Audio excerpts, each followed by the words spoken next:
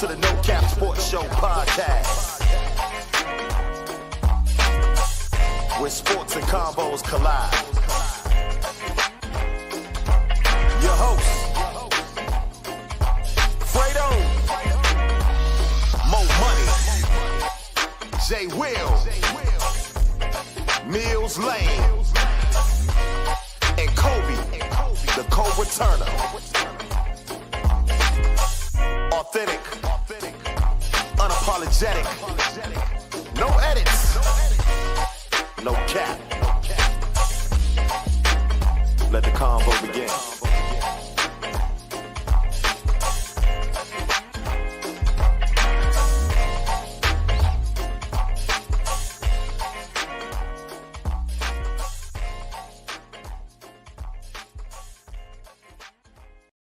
Hey everybody, welcome to the No Cap Sports Show where sports and convos collide. It is another Wednesday night. It is 8 o'clock. I hope everybody is tapped in. I see we got a special guest tonight, but I want to say hello to the fellas. How's everybody doing? Hey, what's good, baby girl? Good, doing okay. Good. Trying to get over this little cold that I got. I see you. What's in your cup, Fredo? Well, let me tell you this. A little bit of tea, a little bit of ginger, a little bit of lemon, you know. Okay, so not a hot toddy, no liquor. Not a hot toddy. Okay. Not a hot toddy. They work. Night. They work though. After the show, go ahead and bless yourself with that. Yeah, after the show, I will. Toddy. What kind of toddy you got, champ? This Class Azul. Look at see what I'm saying. I don't know what that sounds like, a foot disease. I don't know what that is, man. That's what I'm talking about. That's expensive stuff right there. Fellas, we have a special guest, special person to me. As everybody knows, I'm an educator in my 9 to 5, and I adore this young man who is on the show tonight. Let's welcome Joshua Fuga. He is a D lineman for Virginia Tech University, and I'm so glad that you were here. How you doing, Josh? I'm doing all good, man. Yeah. Appreciate y'all having me on this. We are super excited. You know, I'm popping off. Like I'm so excited. Not only did I get to see you play, I got to see you lay a sack on and put that digit in your on your resume. Yes. So I'm just excited. How did you feel after that sack this weekend? Like I told you, to me, when everything going on, I didn't even know I had the sack. It's how I popped up and they said my name. So they actually credited me for a half sack because the DN got there a little bit quick, but hey, a sack is a sack. And I didn't know I got it until they said my name. So I turned around and dapped up the guy that helped me with it. So I was like, okay, this is pretty cool, you know. So get Lane Stadium shaking. It was pretty cool. I mean, a sold out game. It was your homecoming game, and for that to have it was electric. And I think I knew this, but you were always, a hype man at heart. But you hype your team up, and obviously, you all didn't get the victory, and not having the season that I think you all obviously hoped for. But the fact that I see you as a former student of mine who is still. Just the fact that you can hype your teammates up, and I know that you're a good person and you are carrying that on. I want to know, like, what do you do to get hyped before games? Like, what's your go-to song? So I just told some of my teammates this. I actually play different genres of music based on the travel. So if it's a home game, for example, we'll travel to Roanoke on Friday to go to Hotel Roanoke to get away from everybody and it's just us. So on the bus ride there, I'm listening to all my Polynesian music, to Fiji, Spawn, Breezy, all that. I'm just getting in the mode, probably take a little nap. And then on the way back, I'll probably be listening to NBA YoungBoy the whole day. get that mindset in. Maybe some Lil Baby, some Tupac, just a little bit, but I'm getting those juiced up, like those pump up songs. Mm-hmm. Well, again, I know you better than the fellas right now, but picture this: I'm 5'3" on my license, but I'm 5'2" in reality. Josh, how tall are you? I'm 6'2". 6'2". So I got this big Samoan kid who is, and I'm not afraid to say this, my favorite student of all time, and I have a lot of great students. But the fact that this kid, who is, going to be a senior in the spring, is doing big things on the football field, is the only student I have ever had in 15 years to do everything I had asked of him to do. And the year that I had Josh, his grandmother passed away. I'm sorry. They had to fly to Hawaii. Sorry to hear that. When Josh gets back, a project is due. Josh was like, Miss Lawson, I'm ready for my project. I'm like, what? What? So, you know how special you are to me. But again, thank you for coming on the show with us and just talking to us a little bit about sports. But we have regular combo as well. I got one more question before I toss it to the fellas. Your coach, Bud Foster, left when you came to Virginia Tech. That's who you knew. You knew his system. And then he left. Tell us a little bit about your thought process about, the transfer portal is all we seem to hear. People popping in, going to a different school. Why did you decide to stay at Virginia Tech under a new regime? So one, first and foremost, I don't like moving. I'm pretty sure everybody can say that. I hate moving. I don't like packing up. So that's not me. Another reason is because when I got the offer and I decided to commit, I was actually psyched to really play for Coach Foster. Like, I didn't know much of him, but as I did my research, I'm like, okay, this dude's a legit dude. So to be under him and play for him and say that I played for him is actually pretty special to me. But when he left, the transfer portal was never in mind. I didn't think about leaving. And the reason why is because, one, I was always told by my parents, you got to finish what you started. So I started at Virginia Tech. I'm going to finish at Virginia Tech. So none of the leaving, none of that is with me. I'm going to stay and I'm going to finish. Another reason is because I didn't get enough burn or playing time on the field under him. So I redshirted my first year there, which was his last year there. And I can honestly say I only played up to no more than 10 snaps defensively. Wow. And the only time that was against Georgia Tech at Georgia Tech. So I didn't get that much burn, and I wasn't really accustomed to the speed of the game. Because, you go to high school to college, it's like that. It don't matter what level of college it is. The speed of the game changes. Mm-hmm. So I wasn't accustomed to that. And me trying to go to a different school was crazy because it's like, I'm not even ready here. So I got to stay and finish. And as I stayed and worked on myself physically, athletically, I can say it actually benefited from it. Yeah, very smart move. Smart move. What you got, Kobe? Josh, who were your idols growing up? Like who motivated you to want to play football? It was really my dad. He really pushed me and my older brother at first to play football. So growing up, there was a sports club called Dale City Sports Club. Yeah, I know that. And we would be in that with the ankle biters and all that, with the butt crack helmet, with the whole bar right here, all that. And I say my dad really just pushed us on actually proceeding to play football and just do something, just be active. My family, like I have 3 other brothers. Right. And all of us playing football. But one thing is that we're not going to be the lazy type. We're not going to just sit around and do nothing. Like when I go home, I'm still going grocery shopping with my mom, and I'm 21. Like the average 21-year-old would be doing his own thing. Now I'm still active with my family and all that.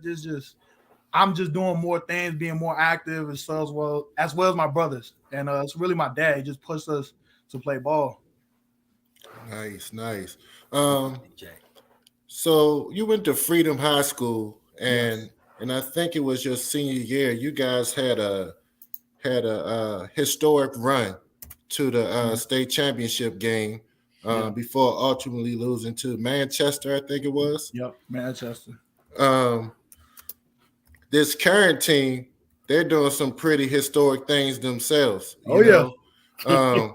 So can you compare your team to this current Freedom's team, and who you think will win? I'm ready for this question, and I get this question all the time. that is incomparable.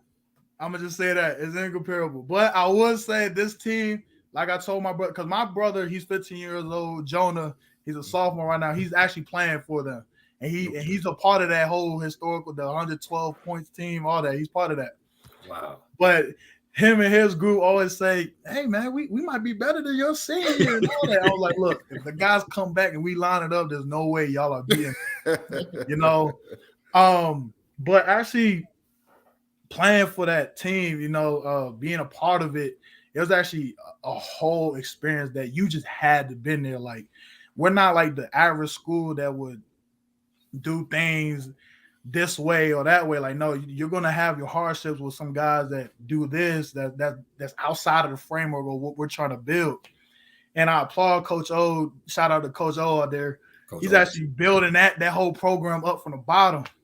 Yes. But yeah, that whole team, my team and the team right now, that's incomparable. Like, we will whoop that team. Right now, if the people out there watching right now that I think that's watching, we will whoop that team. No doubt about it. Hey, so look, Josh, I'm coaching basketball at Freedom this year. So we got basketball workouts tomorrow evening. I'm gonna go back and let everybody know what you said, just so it can be on the record.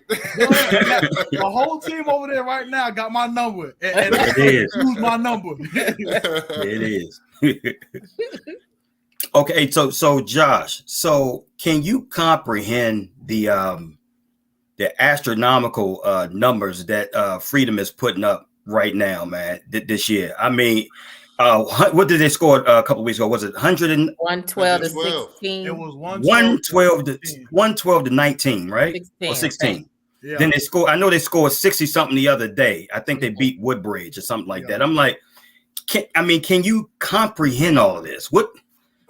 So this is NBA numbers. He said it's NBA numbers. I can honestly say, like, since start of my sophomore year, those numbers started right there, like my sophomore year, like putting up those huge numbers and all. And I believe the reason is that we started that is because we wanted to make it known that we're a team that's in this area, part of Virginia, that y'all should be looking out for. And I can say ever since that just became the norm. It became the new norm for Freedom football. Like, we're a football team that's ready to put up the score and that we're going to play until the clock says 0.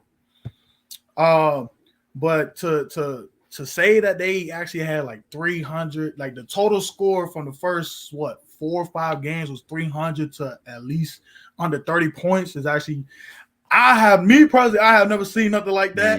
Me neither, Josh. Yeah, it's just the whole philosophy of how Freedom is that we're here to play until the clock says 0. There's no rules. There's no breaking the rules or going around the rules and saying that we can't score this much points. Like, if we're allowed to, we're going to. So that's just the whole schematic on how things go over there at Freedom. Wow. And let me ask you this. In terms of your recruit, I know you was recruited by several schools or what have you, but how was it playing for Justin Ferretti? It was different. Not in a bad way, but it was real different because me personally, when I was making that transition from high school to college, I would think like, okay, the way I was getting coached is probably gonna be the same, because I graduated June 1st and I had to report June 9th, quick turnaround, and my first workout was June 10th. And the first team meetings, I'm over here thinking like, okay, this is probably gonna be just like another coach that I always had, to tell you the whole nonchalant thing about we gotta be this, we gotta be that, in order for this to work. Just hearing that growing up is like a broken record, just kept playing. But he installed the what do you call it? The hard, smart, tough. Me going there, I didn't know what that meant. I'm just thinking it's 3 words to just describe the team, but he implemented that in my mind at the beginning, that this is how we got to play on and off the field. Because when you are off the field, you're still playing for Virginia Tech. You're still representing your program. Right. So you got to be hard in the classroom. You got to be smart outside of the field. You got to be tough when you're going through things that's outside of the field that you can't control. So I believe just playing under him was it was actually a bigger blessing because I actually get to see on how things are rolled and how things like at this level are supposed to be done. And then whatever piles on top of it, I always got that back in my head, be like, okay, just go back to hard, smart, tough. Do this outside of the football, outside of the film room. And yeah, just keep going. Hey Josh, what I appreciate about the learning and the technique that Coach O taught you in high school and what I see on the college level is that the number one thing you got to worry about is playing your position. Mm-hmm. And I've watched you on TV for a couple years now, and I'm I'm like, okay, he working. Seeing you live, I'm like, oh, you got 2-3 people you trying. I mean, you got both arms trying to hold, which speaks to your credit and your abilities, where you're trying to hold them both off and get to the quarterback or whatever. But if you had any tips to give any young players that besides, what does it mean to play your position? Because I think if I'm playing football, Miss Lawson, I mean, I might get in there and play, right? Mm-hmm. I'm gonna be looking at the ball, right? So my position might be your D line, and I gotta guard and I gotta block these backs, but I can't be paying attention to the ball all the time. Is that true? Is that a true statement? That is actually true. So like you said, Coach O always told us to like play your position, but I will honestly say that hasn't become more true to me until this new staff came. This whole new staff implemented in my brain personally was that you need to do your 111th, meaning there's you and 10 other guys. So 10 plus 1 is 11. There's you and 10 other guys that are depending on you to do your job. It doesn't matter if it's a safety, depending on a linebacker, it all correlates. Like the corner depends on the D tackle to be in the A gap, in order to get hit to do his job. And what that means is that, like I stated before, is that the speed of the game changes quick from high school to college. Like a guy might be okay in high school. I had like 50 sacks coming out of high school. You on average probably 1 or 2 in one season, probably. Like that's how fast it is. And what I mean by doing your job is that if you're supposed to be in a specific gap or in a specific zone drop or on this side of the field, you have to be there because there's guys up in the box that's looking down like, okay, he's messing up this play every time we call it. Let's go ahead and adjust to it and probably throw this ball or run the ball this way in order to catch us slipping. And I think I'm okay to say this, but the Pitt game when we versus Pitt is a epitome of doing your job. Like if you watch the film, there's some guys that were supposed to be in this gap that wasn't in this gap, wrong fits, and all.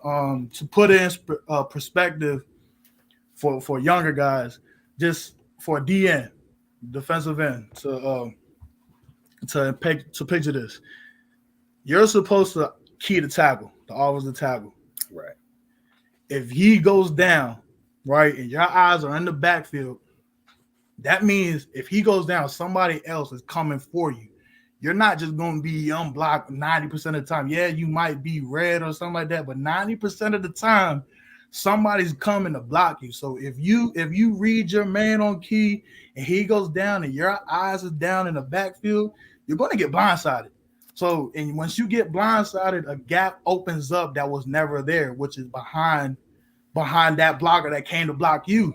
So that's what it means to do your position. So if he goes down and your eyes are down the line, you can take on that block better than as you would if your eyes was in the backfield. So you just got to do your job and have your eyes in the right places at all times. It don't matter what call it is. You got to have it at all times because there's other people watching you, watching your mistakes and your tendencies to game plan off of you during the game. So now, them linebackers should be taking you out to dinner.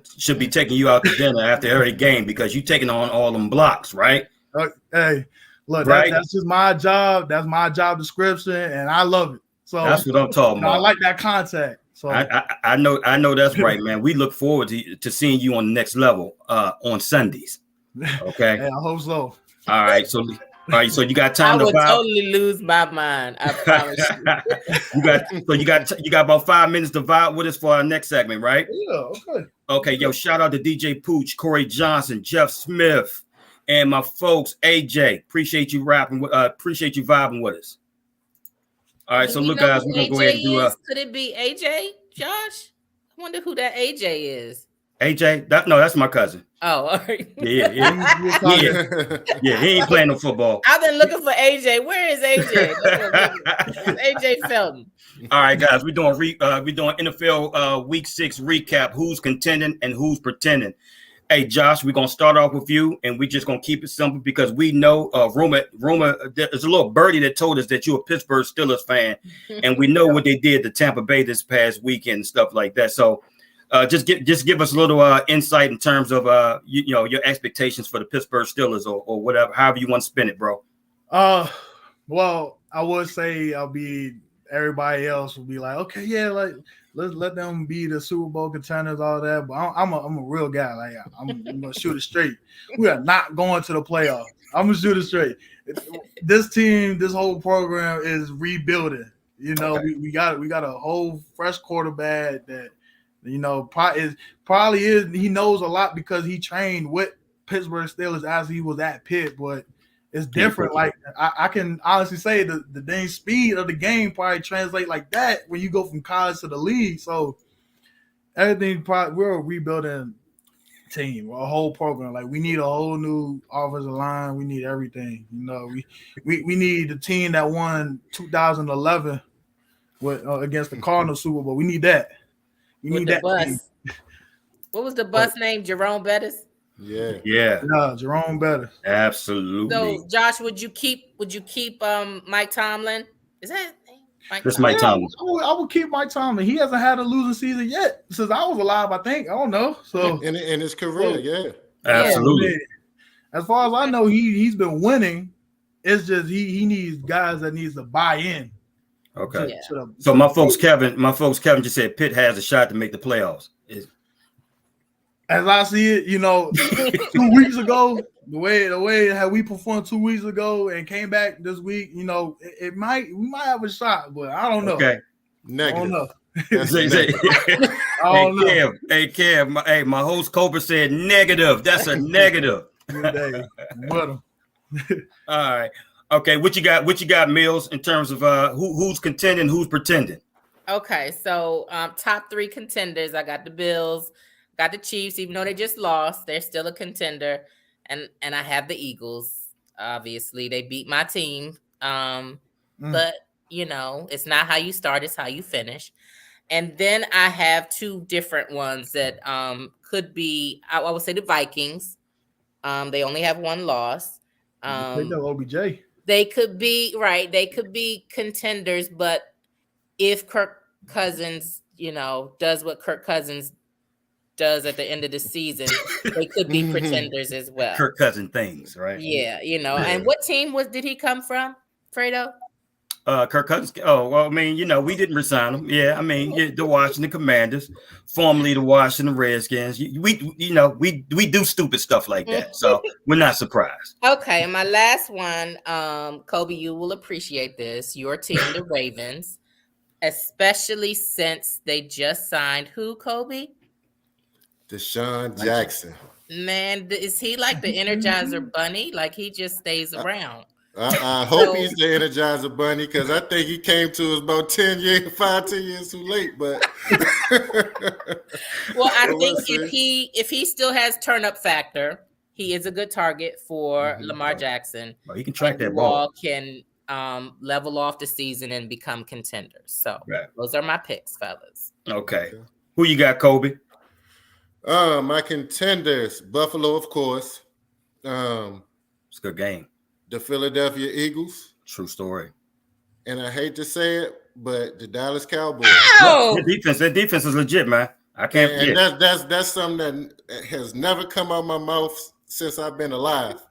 but I'm gonna have to keep it real. I think they can. I know they lost to Philly their last game, but they stuck in there with a backup quarterback. Dak Prescott is coming back in the next week or so. Possibly, yep. And their defense is probably the best defense in the league. So I think so, bro. They're going to be scary.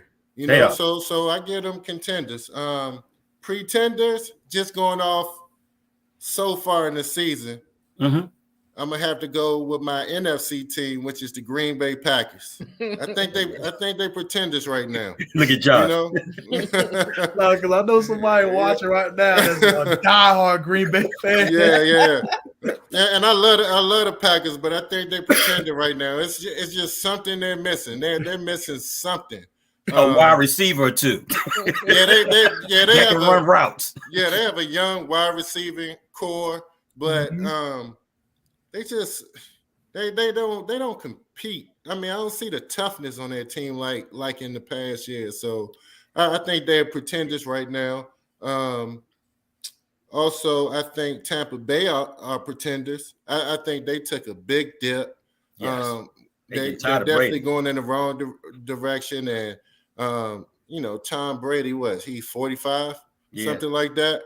And I think they putting too much responsibility. Lineman. Yeah, and I mean, you're a 45-year-old professional athlete. You're not supposed to have to shoulder the whole load.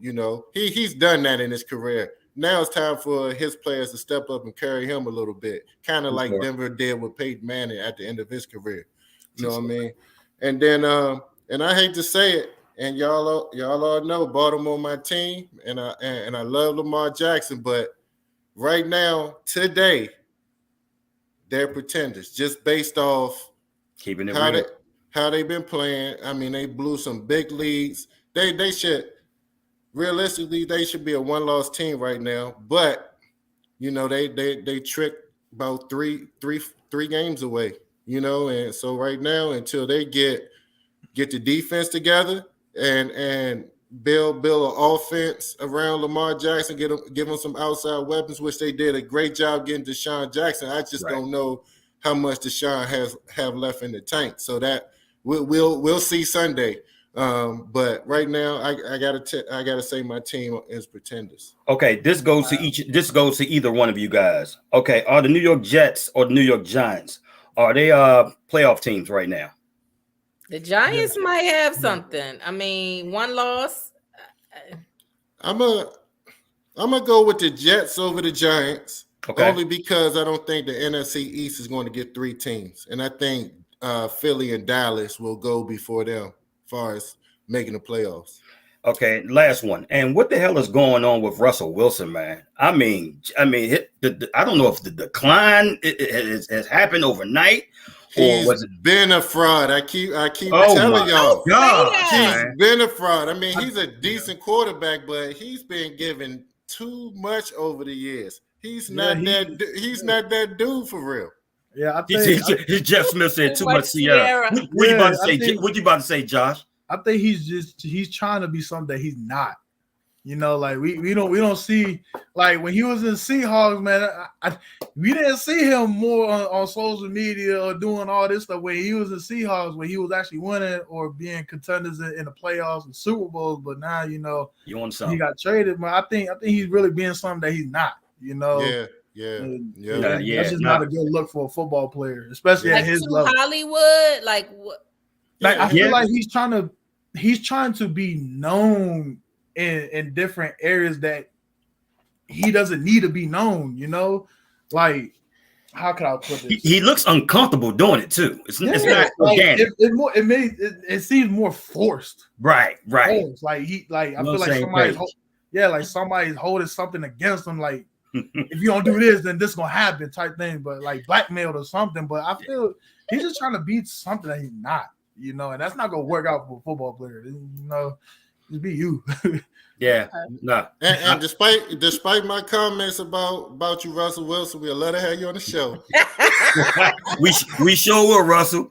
Hey, Corey Johnson said, "Let's ride." Let's ride. I know that's right. Okay. Well, Josh, we have appreciated your time with us, and we know you have to get back to your studies. But thank you so much for coming on the show, and let us know that you got to open. If you want to come back on, we'll have you back.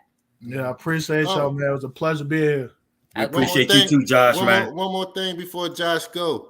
Don't think I didn't know that you got a sack against my college team, Notre Dame. I saw that. I saw that. Yeah, I got beef with you about that too. Yeah, I got that one. All right. Have a good one, Josh. We appreciate you, bro. All right. Bye. All right.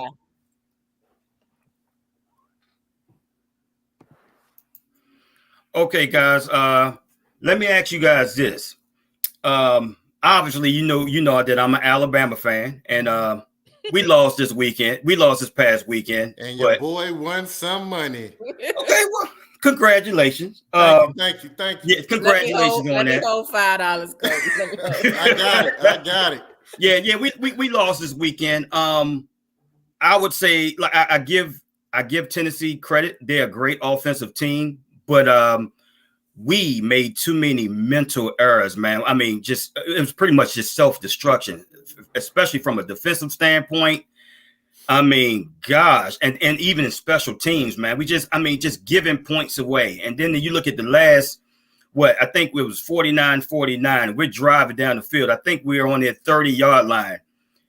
They got 2 timeouts left. All we have to do is just run the ball at least one time and let them, or 1 or 2 times, let them utilize it, use their timeouts or what have you. So if it's a situation they do get the ball back, or they probably won't get the ball back, it's overtime, or we win the game. But what did we do? We threw the ball, you know what I'm saying, on that entire drive or what have you. So it is what it is. But let me ask you guys this: I already know the answer to it, but let me ask you guys this: is Nick Saban losing his edge?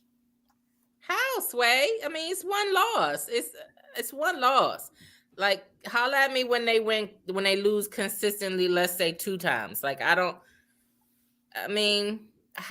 see it happening. Yes, more teams are getting the quality players that he is used to getting, but talk to me if it's a consistent loss. One loss is, even though they jumped to I think 8, and I was like, wow, that threw them way back, but We six. 6 is not 8. Maybe I read that wrong. Yeah, don't cheat us now. I thought maybe what I looked at said 8 though. Isn't it like 2? I don't know. Maybe I saw it wrong, but I thought it said 8. But I don't know. One loss. Okay, we'll see. It's just a halfway point. Yeah, I just look at these college football pundits and stuff like that. They just be over exaggerating. Or is Alabama done? Or is Nick Saban lost his dominance, his edge? People got to understand, man. The game has changed, man. It's more of an offensive approach, especially in the SEC. Everybody is good, man, and there's no such thing of a real good defense outside of Georgia. But even they can get exposed sometimes because guess what? They play Tennessee in the next couple of weeks, so. I don't know, man. I just like I said, in terms of my squad, man, I think I don't like. I'm not a fan of Bill O'Brien, our offensive coordinator. I'm definitely not a fan of Pete Golden, our defensive coordinator. I mean, you got to adjust your scheme up, to the talent that you have.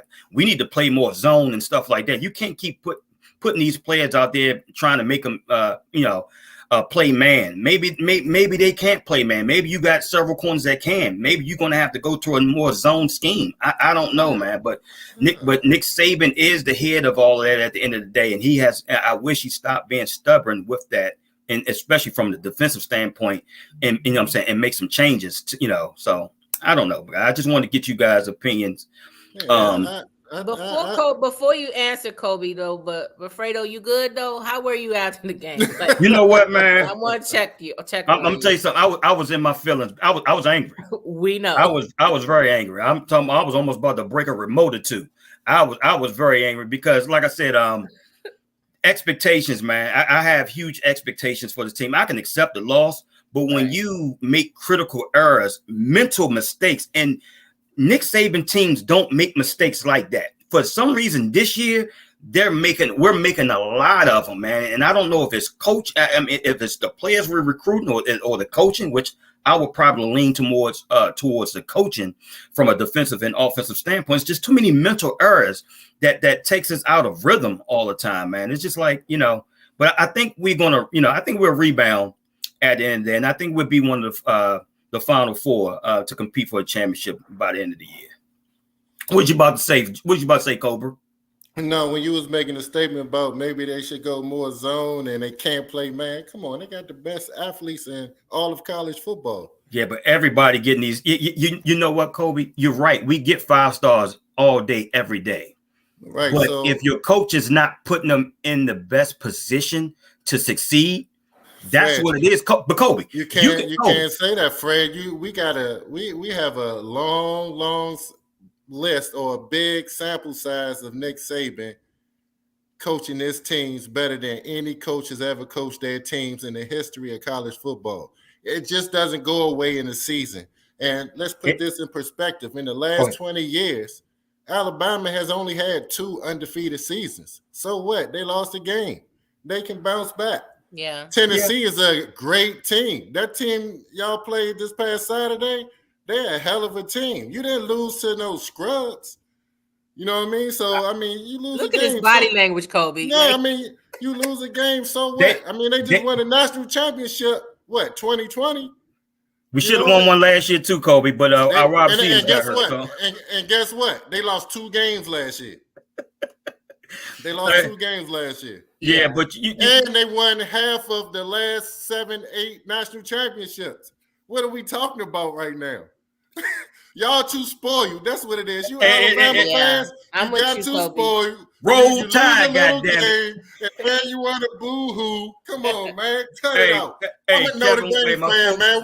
We 3-4, man. I don't want to hear nothing about you right. Alabama. Yeah, I don't want to hear nothing about no Alabama. Okay, so I feel better now when that you said that. You're right. It could be worse. Yeah, man.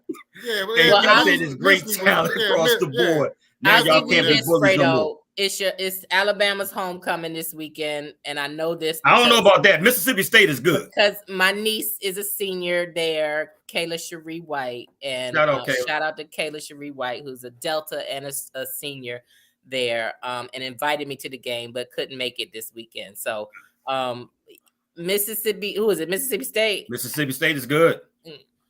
Let's go. Y'all gonna beat Mississippi State. All right. Let's get to our next segment, guys. Is freedom of speech actually free, or does it come with a cost? And the reason why I'm asking you guys this, because it's bothering me a little bit, right? So, I look at a lot of podcasts. I listen to a lot of podcasts. And I was listening to Drink Champs the other day. They had Kanye on. And Kanye, Kanye was being Kanye, spill, his rhetoric and with all this other stuff or whatever. But there was a lot of backlash that Nori caught after the fact. And that, he pretty much changed his tune, was saying, well, if I should have did this different, or I shouldn't have said that and stuff like that. And I'm like, bruh, why are you apologizing for somebody else? Kanye said what he said. That doesn't mean you had to agree. That doesn't mean you agreed with it.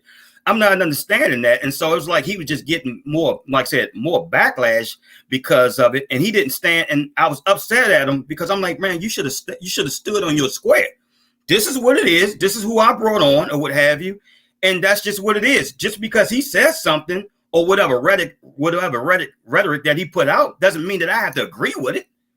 What do you guys, and just its whole totality, what do you guys think about that in terms of freedom of speech? They say we got freedom of speech, but then again, it's like it's like the people out there, if they don't like whatever you say, then they want to put handcuffs on you at the end of the day. What's your thoughts, Cole? Thanks, Tammy. She said nothing is free. Yeah, that's free. Hey, Tammy. So hey, shout out to Tammy.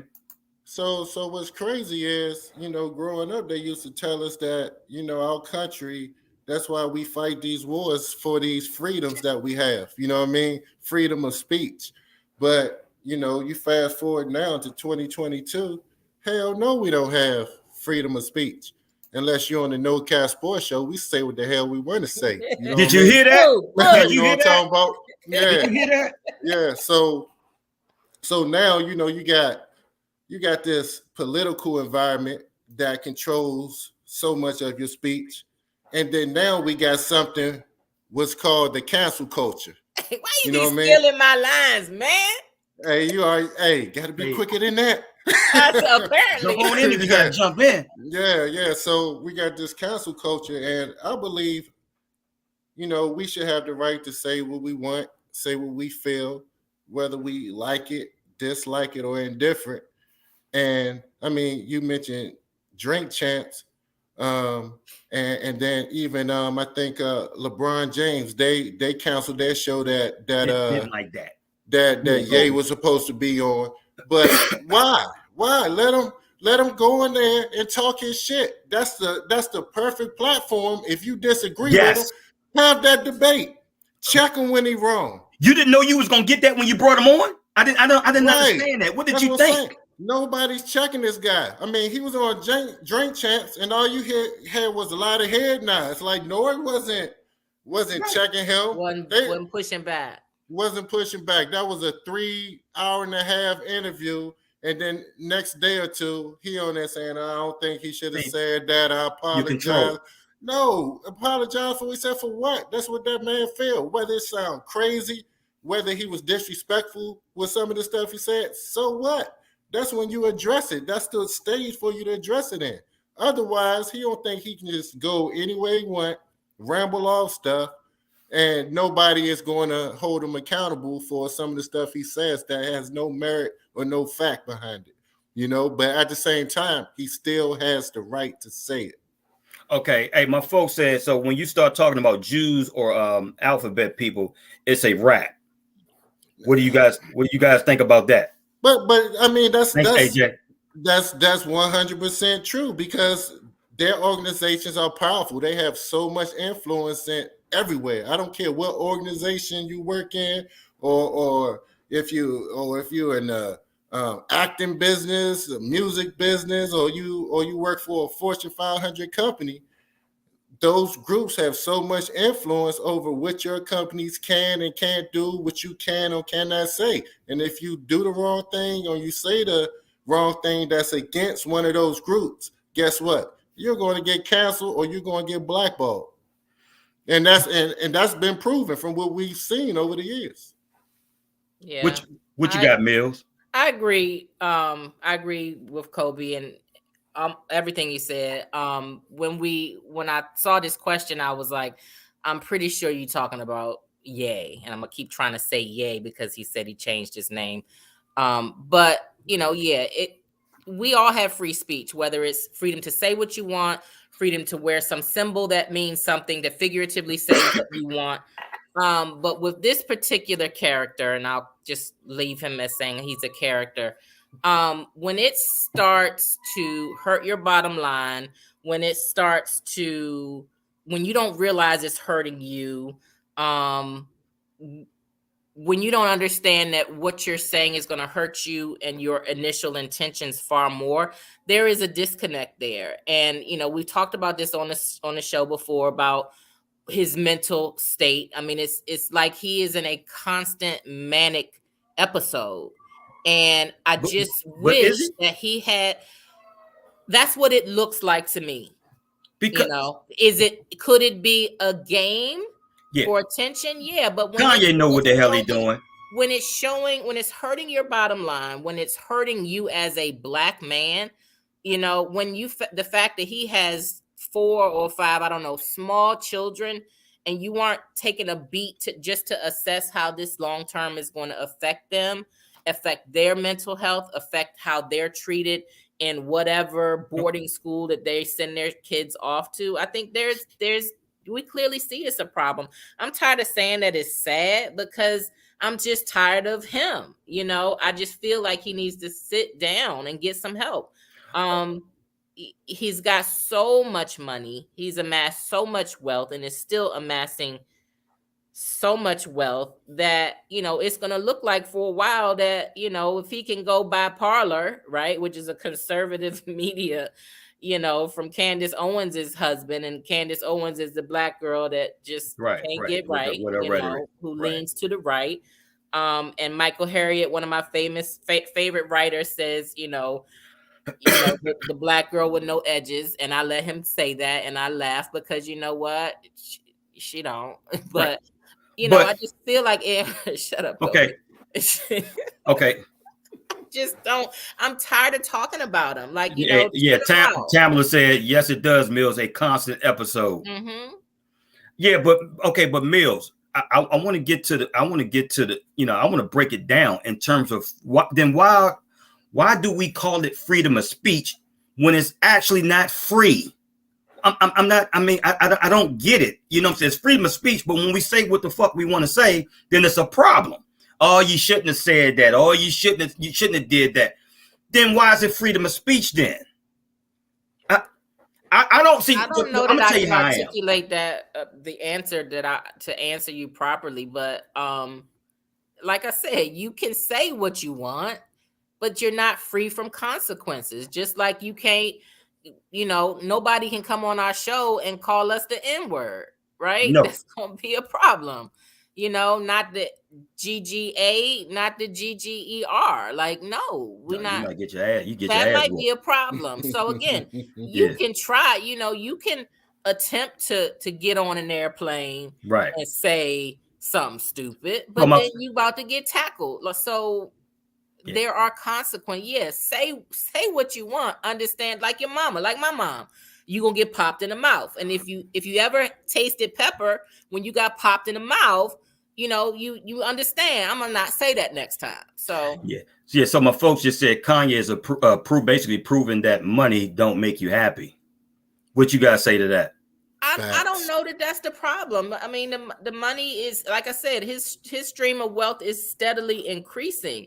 His problem is a medical disorder. It's a chemical imbalance, and the fact that I can say that with almost 99.9% sure that that's a lot of his problems right now. And because I said it's like he's on a manic episode.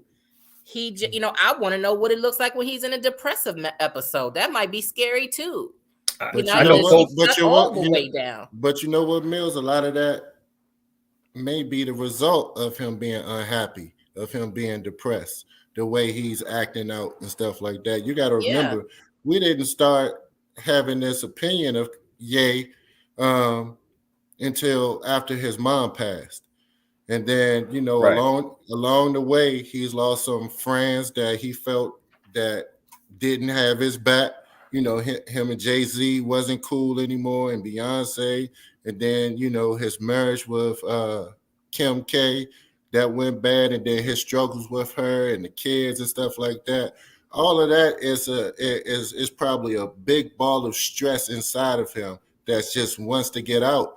And instead of him going and seeing about that in a productive way, he's lashing out and saying all type of crazy things that's disrespectful to a lot of people. And but I mean, that's just his way of coping with what he goes through. And one thing that I noticed that I'm projecting this. I don't know if this is for a fact, but I did watch his documentary. One thing about Kanye or Ye that I have noticed, or what it seems like to me, is that he's a punk, and he has been punked, and he was punked on in his documentary. And I watched his body language. He cares what people say about him. That is a fact. You can see how he kind of shudders. He shuddered a little bit.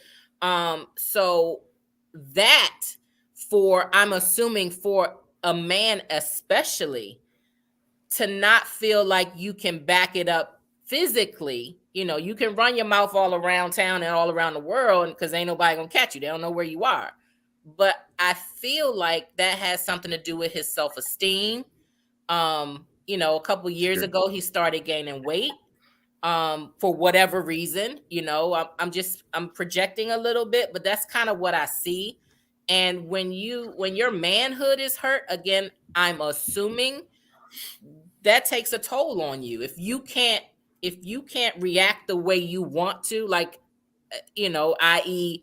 punch somebody in the face and feel like, yeah, I did that, then that might hurt your self-esteem a little bit. And so I think that adds to his situation with his chemical imbalance. Okay, who is telling these people like LeBron James? He runs the shop, right? And you got Nori with the Drink Champs and and all these other podcasts. These are great podcasts, by the way. But they own their own. You know what I'm saying? They own it. But who tells these people like, nah, that's not a good idea? You know what I'm saying? That's not a good idea. Who are they? I'm not understanding that. Is it the powers that may be, whoever it is, who tells them, you know what, LeBron, that's not a good idea. I think you should go ahead and take. It's like, is it a side that you have to be on? You know what I'm saying? Or all right, let me ask you this. You guys heard some of Kanye's rhetoric. Did you agree with some of it? In terms of what year? Before or after his mom passed? Oh no, I'm talking about in terms of on the Drink Champs podcast. Oh yeah. In terms of certain people being controlled and stuff like that. He was talking about like he was calling Meek Mills and Puff Daddy feds and he was basically just spitting out some stuff. But I'm like, it just makes me think, not that I believe it, but it just makes me think like, okay, are these people controlled by a higher power in terms of how to move and stuff like that? Because you're right. It's like what I just said earlier. Nori, this is your show. You own it. How the hell are you going to let somebody tell you what to take off or what have you? If they got an issue with it, they need to take that issue up with Kanye, not you. Bottom line. Here's the thing, guys. I love Mills Lane. I love Kobe Turner. If somebody off the streets like, you know what, man, I wouldn't fuck with Mills Lane, like I wouldn't fuck with her like that, man. She this, and Kobe is this, whatever. You can't tell whatever relationship you have with them. That's you. How I feel about them is totally different. So I'm going to judge accordingly in terms of how they treat me, and that's what Nori did. So why the hell is he wrong for that? Yeah.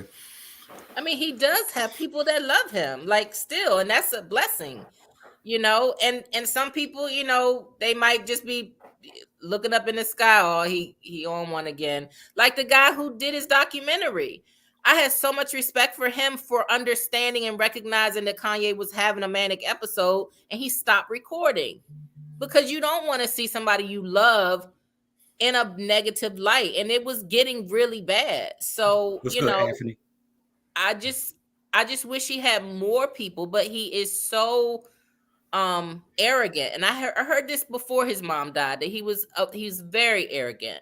Right. And sometimes you have to be, yes, to be as great as he is. And then they say, well, how is he a genius, but he's an asshole? Well, you can be a genius and you can be an asshole. You can be a genius and you can be wrong a lot.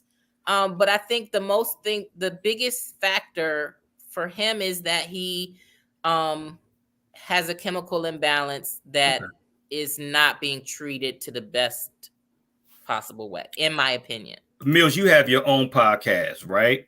Which is Just Being Honest with Mills Lane. And by the way, viewers and listeners, she airs every Tuesday at 7:00 p.m. Am I correct? Yeah, for the most part. Exactly. Okay. So it's your podcast, correct? Right. Right. You can basically say what you control your narratives and stuff like that. Just so a situation like that, you got somebody telling you, I don't think you should have interviewed that. I don't think you should have interviewed that actor or that actress 2 or 3 weeks ago and stuff like that because such and such. What do you say to that? I mean, do you stand in your square or what do you, or are you doing what's best for? I appreciate any feedback, positive and negative. I appreciate constructive criticism. I would probably say, why do you feel that way? And I'll listen if it seems worthy to be listened to, but that doesn't mean I'm going to not have that person back on. I'll say thank you and next. What's your approach, Kobe?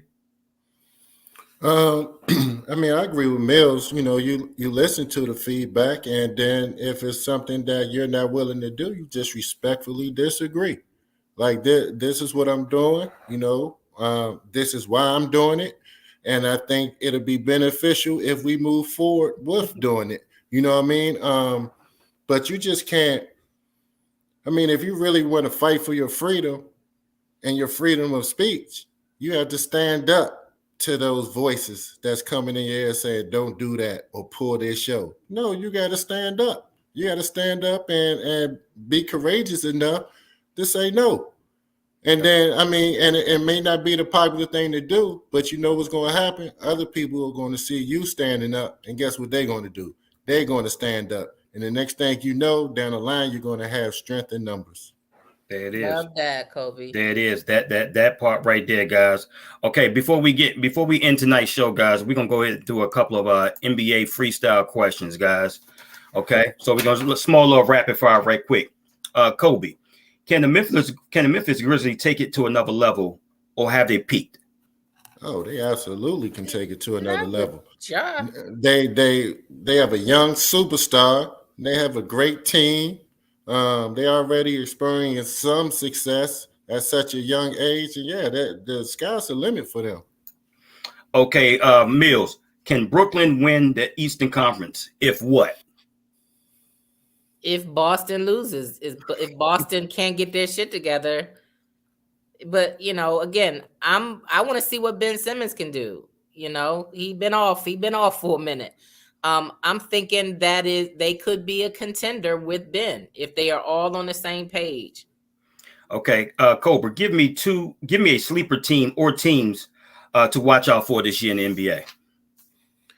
Sleeper team, the New Orleans Pelicans. Bro. They got Zion Williams back. I think they would have beat Phoenix if he was available last year in the playoffs, to be honest with you. And then I don't know if they're a sleeper, but the LA Clippers, you know, that team was assembled and they never became what everybody thought they were going to be. But yeah, they just couldn't quite get there. But with Kawhi back, a healthy Paul George, and the addition of John Wall, I have high expectations for them. Okay, hey Mills, what are your expectations out of the Washington Wizards this year? Shit, nothing. No expectations. If they do well, great, but none. Okay. Hey, Kobe, will the Denver Nuggets be a threat to the Golden State Warriors with a healthy Jamal Murray and Michael Porter Jr.? Nope. That's all I got to say about that. There it is right there, guys. Okay, I appreciate that. Hey, Mills, go ahead and get us on out of here. What's up, cuz? Kevin Washington. He said they stay healthy. Who was he talking about? I think hey, cuz, you talking about if the Wizards stay healthy? I hope not. I hope you ain't say that, cuz. I think he talking about it gotta be either the Clippers or Brooklyn. I hope so. I hope cuz say cuz no sports. I mean, man. I love Bradley Beal. Like, don't get me wrong, but I mean, nah. You said nope. Nah. All right, y'all. Thank you for joining us for another week of the No Cap Sports Show. Hope this conversation keeps you thinking, keeps you talking. We will be back next Wednesday. Same bat time, same bat channel. Tell a friend. We are here. Click like to subscribe, to our show. So, fellas, it's a pleasure as always. Good to talk to you weekly. Absolutely. And to all the viewers and listeners out there, if you missed tonight's show, you can catch us on Spotify or Apple or wherever you get your podcast. Good night.